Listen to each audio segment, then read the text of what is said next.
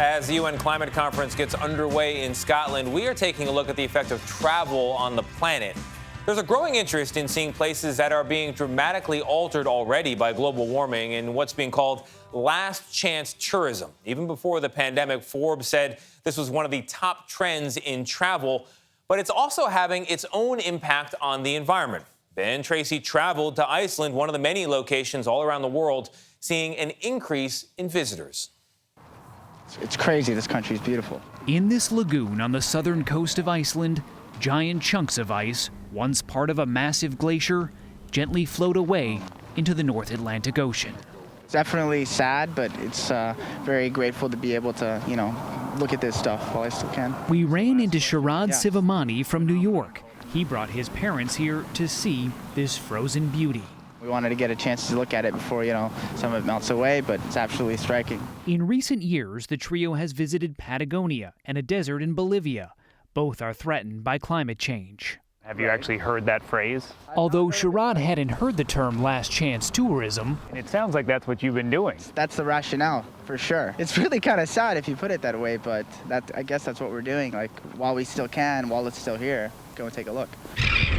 A lot of people are now rushing to places such as the Great Barrier Reef in Australia, rapidly dying from coral bleaching, the shrinking Dead Sea in Israel, and the melting ice cap of Mount Kilimanjaro.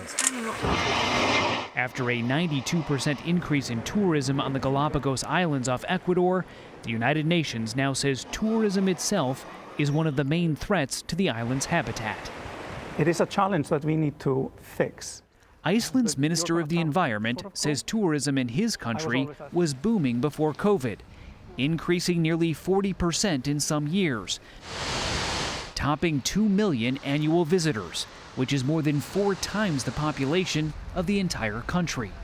Iceland is a beautiful country, and we also have a responsibility to protect our nature. There is no getting around the fact that all those people coming to Iceland are actually making the climate issue worse by flying. I absolutely agree with you. We are an island in the middle of the North Atlantic, and most of the people come with airplanes.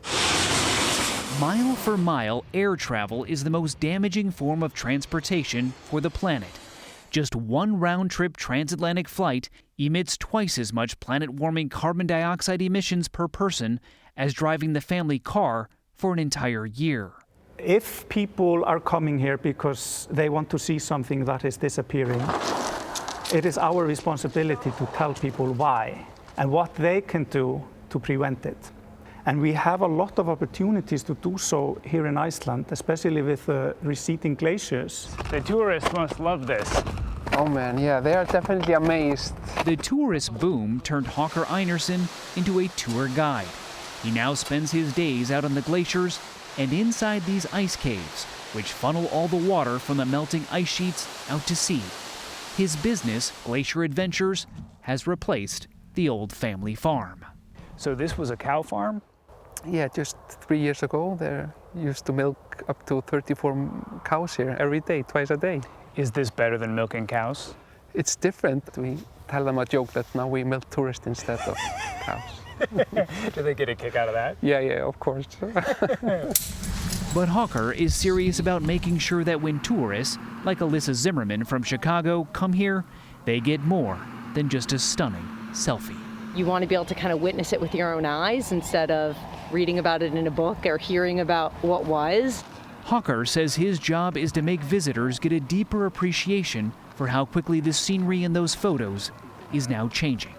We are able to influence them in a good way, like open their minds and send them home with some thoughts. So that's kind of how I see it, as an opportunity.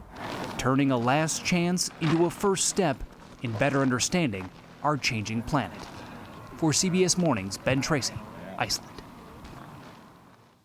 The milking tourist joke was just a joke, because I could see people going, okay. Because he clearly loves his country. Yeah. Clearly loves his country. Wants us to come and see it and have a good time when we're there. Does make me want to go. Yeah, I'd love to go, actually. You could also stay here at home, Glacier National Park in America, also receding glaciers. But last chance tourism, melting glaciers, it kind of feels like you're visiting a relative dying of old age. Yeah. Because you're looking at something that's disappearing right in front of you. It's somewhat sad. I hope it's a message to us that we need to do more to save this planet. 100% sad, yeah.